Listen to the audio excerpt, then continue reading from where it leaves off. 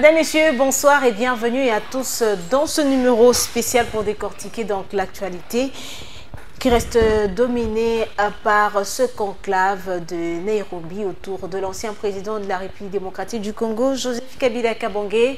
Alors sur ce plateau, Joseph Kamwanga, président de la société civile de la diaspora congolaise en France. Bonsoir. Bonsoir, Noëlla. Alors, comment se porte la société civile de la diaspora congolaise en France? La société civile de la diaspora congolaise en France se porte très bien, très bien. Comme vous le savez, nous sommes les miroirs de la société congolaise à l'étranger. Nous sommes les porte-étendards de la culture congolaise à l'étranger. Nous sommes également les acteurs du développement de notre pays à partir de l'étranger. Donc nous sommes un exemple par rapport à comment se porte le Congo du point de vue culturel, du point de vue sociétal. Donc nous sommes les porte-étendards de notre pays dans différents pays où nous sommes actuellement, nous avons élu domicile. Alors qu'actuellement vous êtes dans combien de pays? Alors, la société civile s'élargit. Là, nous avons commencé en France. En Belgique, les choses bougent également. Il y aura une société civile des Congolais résidant en Belgique. Alors, vous avez suivi l'actualité. Joseph Kabila Kabange, on va se rappeler que sa famille politique a dit qu'il est rentré parce qu'il veut le bien-être de la population congolaise. Il a entendu les cris de détresse de Congolais. Enfin, ils se sont réunis à Nairobi. Autour de Joseph Kabila, des opposants qui ont décidé de créer une plateforme sauvant le Congo, qui, selon eux, actuellement est en danger. Alors, avant déjà de parler de cette plateforme, voyons déjà qui sont les acteurs de cette plateforme, les profils de personnes qui sont réunies. Alors dites-nous, oui, profils. Mais les profils déjà posent problème. Comment ça? On a le chef, le président de cette plateforme, Joseph Kabila, qui est en fuite parce qu'il a été condamné par la justice congolaise et il ne s'est jamais présenté, il est en fuite. Vous avez un autre Congolais qui est en fuite.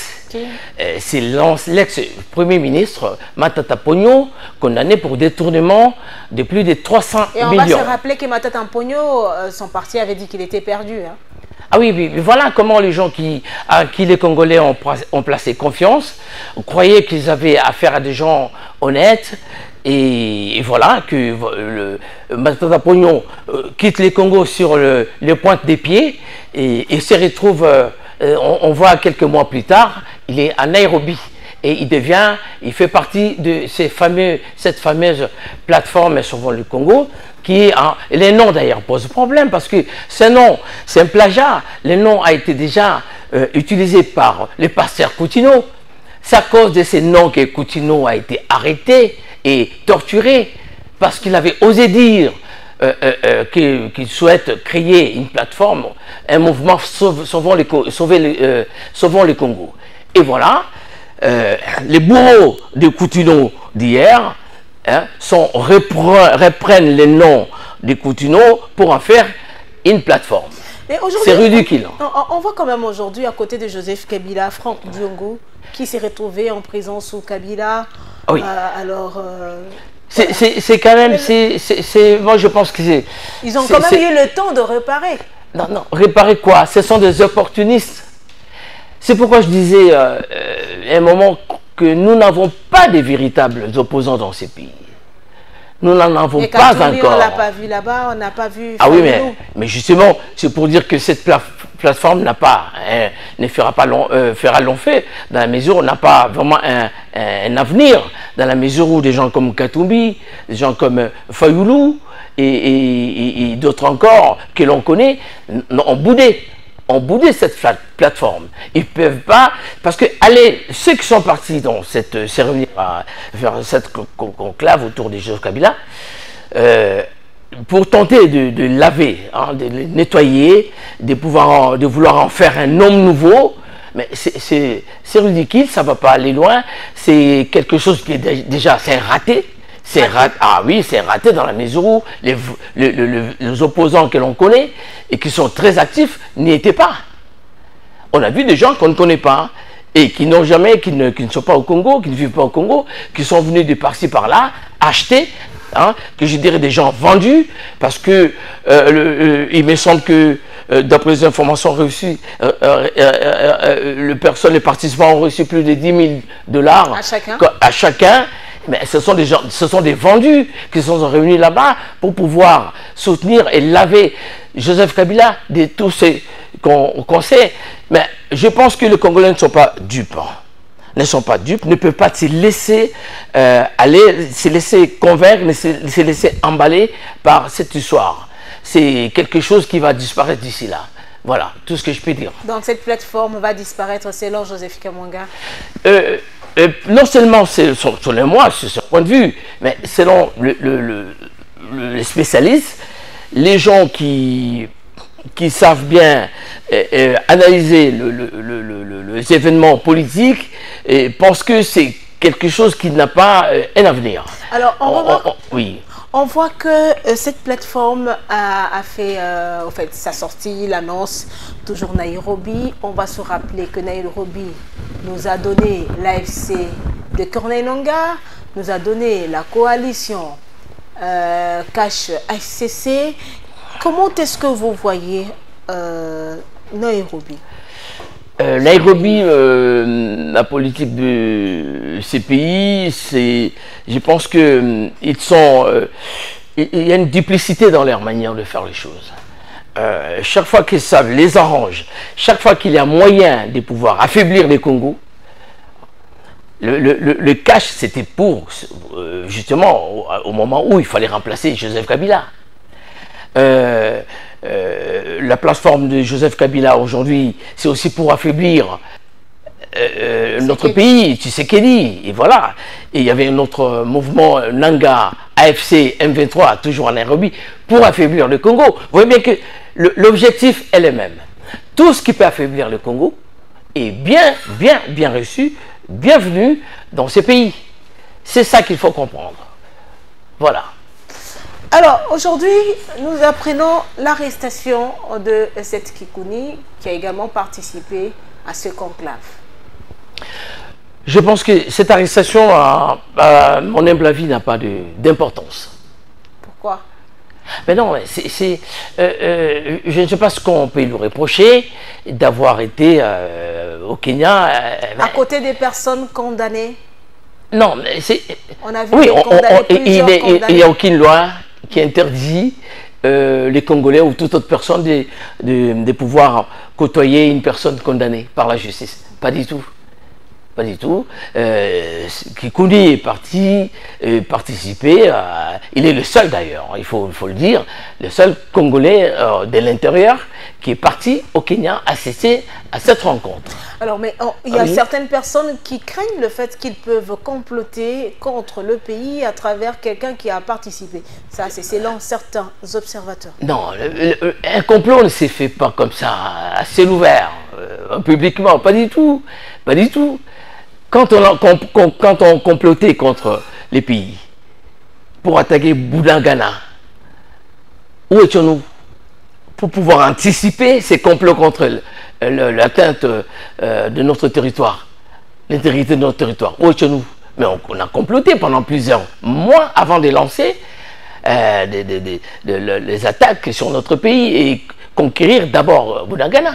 Donc un complot ne se fait pas comme ça publiquement, c'est quelque chose qui s'est fait en secret pendant plusieurs mois, plusieurs années même, et ensuite, le moment venu, et vous voyez, il y a une offensive ou encore une attaque. Et voilà, c'est comme ça se fait. Sinon, si c'est comme ça, on peut comploter, alors c'est pas important. C'est ridicule. Et moi, je pense que ceux qui pensent qu'il était parti comploter, non, ça se fait pas comme ça. Un complot ne se monte pas comme ça. Il est parti participer, et voilà, il jugeait que... D'ailleurs, c'est un opposant de moindre, c'est un sous-fifre. C'est un sous-fifre, ce n'est pas un opposant d'importance quelconque. Voilà, il ne faut pas en faire quelqu'un d'important. C'est ça aussi qu'il faut. Il faut quand vous l'arrêtez comme ça... Il ne faut pas faire de cette Kikouni quelqu'un d'important. Mais justement, quand vous l'arrêtez comme ça, vous lui donnez plus d'importance. Dans les jours à venir, les années à venir, il prendra beaucoup plus d'ampleur et d'importance. Et voilà, parce que vous avez voulu qu'il soit ce qu'il deviendra. Il faut minimiser les choses. Cette Kikouni n'a pas d'assises politiques importantes dans notre pays. Il n'a pas de députés. Et lui-même n'a aucun mandat législatif. Mais vous allez l'arrêter pourquoi? Il ne faut pas en faire quelqu'un d'important comme ça, gratuitement. Alors, Joseph Kabila aujourd'hui s'élève parce qu'il veut sauver le Congo. L'histoire nous rappelle que Joseph Kabila a géré la RDC pendant 18 ans. Aujourd'hui, les observateurs estiment que Joseph Kabila s'affiche en donneur de leçons. Oui. Et peut-il vraiment être donneur de leçons? Un donneur de leçons qui s'ignore. Qui s'ignore parce que si il faisait une sorte d'introspection, s'il prenait un peu de recul sur les 18 ans passés à la tête de notre pays, il aurait honte de faire ce qu'il fait aujourd'hui. C'est quelqu'un de... Il est audacieux et méprisant même envers le peuple congolais. Et c'est quelqu'un de dangereux, de très dangereux. Ça me fait penser ce qu'il fait aujourd'hui à ce qui s'est passé en Côte d'Ivoire. En Côte d'Ivoire, dans les années de 2000 à 2010, lorsque Ouattara, tapis dans l'ombre, finance la rébellion via Guillaume Soro. C'est Guillaume Soro qui s'affiche, Ouattara est tapis dans l'ombre. Et quand il faut négocier, le gouvernement Gbagbo négocie avec Guillaume Soro, alors que Ouattara, les vrais financiers, est dans l'ombre. Et finalement, qu'est-ce qu'on a vu? C'est Ouattara qui est devenu président de la République. On sait comment les Français l'ont imposé. C'est justement ce qui se passe aujourd'hui. On nous dit, voilà, le pouvoir en place accuse Joseph Kabila d'être les commanditaires de la rébellion M23 AFC, mais négocie avec l'M23. C'est presque la même chose. Donc il s'est inspiré. Donc c'est un peu une nouvelle version de ce qui s'est passé avec Laurent Gbagbo. Absolument, c'est comme ça. C'est la nouvelle version. Il s'est inspiré de cette façon de vouloir. Il est dans l'ombre, il finance, il tire la ficelle. Ensuite, il s'est fait passer pour un conciliateur, pour quelqu'un qui fait la paix, qui fait des consultations de gauche à droite et qui crée même une plateforme. Mais on n'est pas dupe. On sait que c'est lui, Joseph Kabila, qui est le commanditaire de la rébellion. C'est lui. Et c'est lui qui finance cette rébellion. Et il veut passer par d'autres moyens pour pouvoir conquérir les pouvoirs. Mais les Congolais ne sont pas dupes. Voilà ce que je peux dire. Alors, quelle devrait être l'attitude du gouvernement congolais? C'est vrai que Joseph Kabila est déjà condamné par la haute cour militaire, bien que sa famille politique continue à rejeter cette condamnation, considérée par certains comme un règlement de compte politique. Écoutez, la justice congolaise est rendue au nom du peuple congolais. Quand on rend une décision de justice, la première chose que prononcent les juges, c'est au nom du peuple congolais. Donc, ils doivent qu'ils apprennent à respecter la justice de notre pays.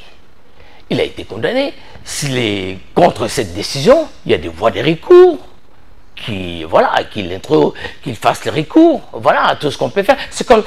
C'est dans un pays démocratique et civilisé, c'est par des voies de recours qu'on doit contester une décision de justice. La société civile, comment est-ce que vous avez accueilli cette décision? La société civile n'est pas là pour contester une décision de justice. Pas du tout. On peut encourager le condamné de pouvoir utiliser toutes les voies possibles des recours pour pouvoir contester cette justice. C'est ce qu'on doit encourager. On n'est pas là pour dire que la décision, telle décision est bonne, telle autre a été mauvaise par la justice. Sinon, la justice est rendue au nom du peuple congolais. Donc, nous ne devons pas nous contredire nous-mêmes. C'est ça le problème.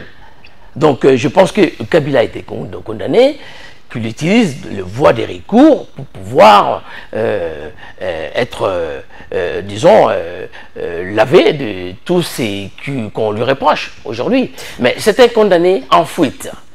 Et c'est très grave. Condamné par notre justice, il est en fuite, et en fuite, il va créer une plateforme. Et pensez-vous vraiment, les Congolais, c'est aussi con à ce niveau pour pouvoir suivre un type comme ça? Non. Ça suffit. À la Cour constitutionnelle, le samedi, c'était l'ouverture de l'année judiciaire. Et cette cérémonie était bien placée sous le signe du renforcement de l'état de droit et de l'indépendance de la justice. C'était en présence de plusieurs personnalités, mais aussi en présence du président de la République, Félix-Antoine Tshisekedi, Joseph Kamwanga. Le renforcement de l'état de droit et de l'indépendance de la justice. Écoutez, c'est du déjà entendu. C'est déjà entendu. Renforcement de l'état de droit et de l'indépendance de la justice. Mais c'est ce qu'on aspire, c'est dont on aspire. Tous les Congolais aspirent à ça. C'est ce que nous voulons voir. Ça ne peut pas rester que dans les déclarations, dans une sorte d'incantation, tout le temps.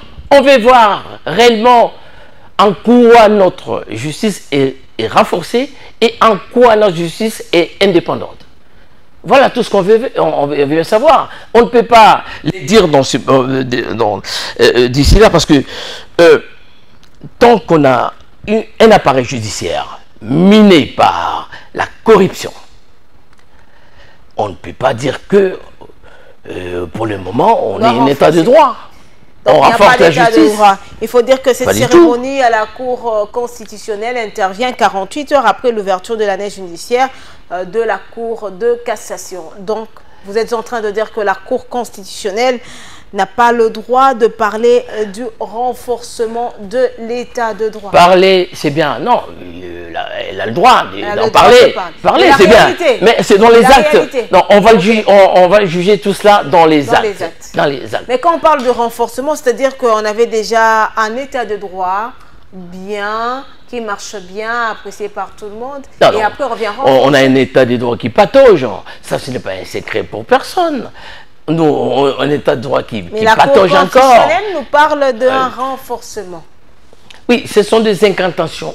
Nous souhaitons bien que cela soit traduit dans les actes. Voilà, nous voulons bien, c'est bien d'en parler, mais les Congolais veulent bien voir réellement que notre justice est renforcée, notre justice est débarrassée de magistrats véreux. La corruption est éradiquée dans les systèmes, notre système judiciaire.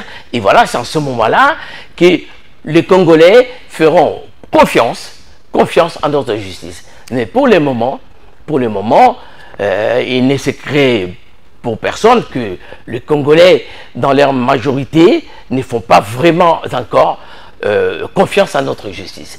Donc c'est un défi. C'est un défi que la Cour de cassation ou toutes les instances judiciaires de notre pays, c'est un défi à relever. Qu'ils nous prouvent qu'ils sont là pour ça, par des actes. Voilà tout ce qu'on attend d'eux. La RDC est réellement un pays où règne l'état de droit. Ah, voilà, c'est ce que nous attendons. Voilà. Alors Joseph Kamwanga, cette affaire qui a fait parler plusieurs Congolais vivant dans la capitale de la République démocratique du Congo, ce braquage, affaire Honorine Porsche, vous l'aviez suivi? Je l'ai suivi comme tous les Congolais. Alors quelle est votre lecture de cette affaire? Cette affaire, cette rocambolesque affaire, c'est vraiment indigne. J'étais indigné. Pourquoi? Indigné par le traitement, par la façon dont on a traité cette jeune dame. Écoutez, cette dame, on connaît l'histoire, je ne vais pas faire les tableaux, mais malgré tout cela, fallait-il la déshabiller en public, l'humilier? Un traitement inhumain. Inhumain et dégradant à ce niveau-là, dans un pays qui se veut pays de droit, de l'homme, dont on vient de parler. L'état de droit est en marche, où la Cour constitutionnelle veut renforcer cet état de droit. Mais c'est incroyable. Vous savez que cette vidéo a fait le tour du monde. A fait le tour du monde. Il y a même le ministre des Droits humains qui a condamné ce traitement inhumain. Tout Congolais. Même un criminel, un voleur a droit aussi. Absolument, à ses droits. À ses droits qui doivent être respectés. Qui doivent être respectés. Et bien le conduire pour qu'il réponde de ses actes. Absolument. Ce n'est pas de cette façon qu'on peut prétendre instaurer un état de droit dans notre pays. À plus forte raison, une femme. Quel exemple vous donnez à la maman congolaise quand vous la traitez comme ça? Qu'est-ce que vous voulez dire? Quel message vous passez aux Congolaises, les Congolais, à nos enfants? Qu'est-ce que vous voulez nous montrer là? Les gens applaudir pour dire que non, elle a mérité parce qu'elle devait, elle pouvait ce qu'elle a fait, pouvait conduire à des pertes humaines. C'est une histoire, c'est la panique qui a généré tout ce qu'on a vu en direct sur les réseaux sociaux. Elle était munie d'une arme factice. Et ça encore, je pense que les sociologues ont encore beaucoup à développer sur cette affaire.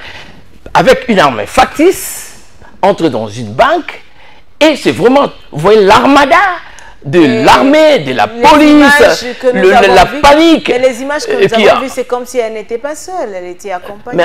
Mais nous attendons qu'on nous montre les complices. Non, il y a des images qui ont circulé, on voit... On voit les militaires qui font des aveux, qui ont fait partie du groupe. Attendez, mais pourquoi on ne les interroge pas? On n'interroge qu'une seule, la seule dame. Qu'on interroge aussi, parce qu'il y a une vidéo qui est sortie hier aujourd'hui, où on interroge cette dame. Et les vidéos de la banque aussi ont circulé. Oui, mais où sont passés les complices? On veut voir les complices aussi. D'habitude, on est habitué quand on arrête les gens ici, on les filme, et bien que c'est contre, c'est vraiment... Je ne sais pas si cette vidéo est vrai, mais j'ai vu quand même, on a montré quelques complices, 2 ou 3, mais je ne sais pas trop si... Et qui ont fait des aveux et tout. Si cette vidéo non, il y a eu beaucoup d'erreurs commises dans cette affaire. La gestion de cette crise... Vous qui êtes à l'étranger, vous encouragez, vous quittez l'étranger, vous revenez... Non, pas du tout, pas du tout. Alors... Je n'encourage rien. Je n'encourage rien du tout. J'ai dit tout simplement, je suis indigné par les traitements qui a été réservé à cette jeune dame. Oui, ce traitement-là est inhumain. Et maintenant, personnellement, j'ai eu la foudre parce que j'ai dénoncé, je dis que je n'étais pas d'accord avec le traitement, mais que la dame devrait répondre de ses actes. Absolument. La justice. Mais elle a perturbé. Déjà, les actes qu'elle a posés, c'est une atteinte à la tranquillité et à l'ordre public. Ça, c'est important. Même si elle n'a pas été véritablement armée. Parce que ça a impacté négativement aussi l'image de la banque. La santé aussi de certaines personnes qui absolument, étaient là, l'image même de la banque, et même l'image de la sécurité du pays. Où absolument, peut je suis d'accord avec ça. Oui, mais la panique qui s'est emparée de cette affaire, on doit comprendre pourquoi on a paniqué autant. Pourquoi on a paniqué autant? Pour si peu. Mais le comportement des Congolais aussi. Oui. Et disons-nous que ça a créputé peut-être à l'intérieur, mais on a vu les Congolais qui étaient là, qui n'étaient pas dispersés. Les militaires ont quand même laissé les Congolais. Ah oui, mais on avait l'impression si c'est un tournage d'un film, une équipe de tournage qui, voilà, donc il y a les téléspectateurs sont autour, et puis là on assiste ces tournages des films. Et la police n'a pas dispersé ce monde qui était venu. Non, pas du tout. Parce qu'on suppose que si c'était réel, des balles réelles, imaginez-vous. Mais combien de personnes allaient, combien de morts allons-nous compter si réellement il y avait échange des coups de feu? Parce qu'on a entendu dire qu'il y avait des coups de feu qui partaient de l'intérieur. Et aussi des coups de feu qui partaient de l'extérieur, des forces de l'ordre. Combien de morts allons-nous avoir? On a eu ni mort, d'hommes ni blessés. Ça pose problème. Je pense que ça pose problème. Nous sommes dans une société où c'est dangereux parce que une seule étincelle peut déborder et causer des dégâts énormes avec ce qu'on a vu. Moi, c'est cette attitude-là qui m'a fait un peu réfléchir, de voir que des Congolais, et c'était une question de vie ou de mort. Mais bien sûr. Les Congolais sont venus en masse. Insouciants, voir, autour, en train d'applaudir. Ils étaient à l'aise. C'est un spectacle. Oui. C'était un spectacle où les gens applaudissaient, criaient, alors qu'à l'intérieur, on disait qu'il y avait des otages et tout. Mais on parlait des personnes armées à l'intérieur. Oui, oui, des personnes armées à l'intérieur, mais qui sont sorties sans armes. On n'a vu aucune arme. Comment est-ce que... quel est le message qu'on a voulu donner? Je pense qu'on a un problème de gestion des crises. Ça, c'est évident dans ces pays. Il faut que nos gouvernants fassent un effort sur comment on gère une crise. Ça pose un problème sérieux. Quand il y a une crise, on ne la gère pas de cette façon-là. Sinon, ça allait être une catastrophe. Cette affaire allait être une catastrophe. Mais, heureusement, ça c'est bien. Voilà. Plus ou moins, il n'y a eu pas de morts ni de blessés. Ça s'est terminé avec l'arrestation d'une seule femme, d'une seule pauvre femme, d'origine allemande, non, d'origine congolaise, mais de nationalité allemande. Est-ce que vous croyez au dire de cette dame? Non, je pense que cette dame, une dame qui a des problèmes. Elle a plusieurs versions. Oui, elle a des difficultés, elle a des problèmes, et moi, à mon avis, elle aurait des troubles cognitifs, des troubles cognitifs, elle souffre. C'est une dame, à mon avis, on doit l'amener chez un psychiatre. Je ne sais pas où ils l'ont mis, mais je pense qu'on doit d'abord la présenter chez un psychiatre. Mais elle doit subir la rigueur de la loi. Mais oui, et après, on l'amène chez les psychiatres parce que... Non, non, pas du tout. D'abord, c'est chez un psychiatre. Le psychiatre fera son rapport, son expertise, et alors va transmettre aux autorités. S'il s'avère qu'il n'est pas responsable de ses actes, c'est-à-dire sur le plan psychologique, il n'est pas responsable. Oui, on peut poser des actes, même graves, mais on n'est pas responsable de ces actes. Pourquoi? Parce qu'il y a un dysfonctionnement au niveau psychique, même cognitif. Donc on n'est pas responsable et on doit la relâcher. Ah, la relâcher. Ah oui, justement, si le psychiatre dit qu'elle n'est pas responsable. Ce n'est pas dire à tout le monde, oui, vous pouvez vous permettre de faire ce que vous voulez. Non, pas du tout. C'est ça le droit, en fait. On vient de parler du droit. C'est ça le droit. Les droits, va chercher à comprendre. Est-ce qu'elle était dans un état normal? Est-ce qu'elle était dans un état normal pour poser cet acte? Mais ses aveux, elle a été mandatée. Ben oui, mais c'est ce que j'ai dit. Elle peut avoir des problèmes psychiques. Mandatée par qui? Avec un revolver factice, un jouet. Mais c'est sérieux, donc elle doit avoir un problème dans sa tête, cette dame. On doit chercher à comprendre. C'est ce que la justice, c'est un défi pour la justice. Il faut que les psychiatres congolais nous expliquent comment une telle jeune dame peut en arriver là. C'est ce qu'on veut savoir. Alors, Joseph Kamwanga, c'est complètement fini pour ce numéro qui vous a suivi. Vous avez quelques minutes pour vous adresser à cette population. Ok, merci beaucoup. Merci à vos téléspectateurs. Alors, c'est complètement fini, mesdames, messieurs, cette émission spéciale. Merci de nous avoir suivis et bonne suite des programmes sur les antennes des Congo Web Télévision. Merci de nous suivre sur les voies habituelles. Retrouvez l'intégralité sur votre chaîne Anita Plus TV et surtout n'hésitez pas de nous contacter par des voies habituelles. Au revoir et à la prochaine.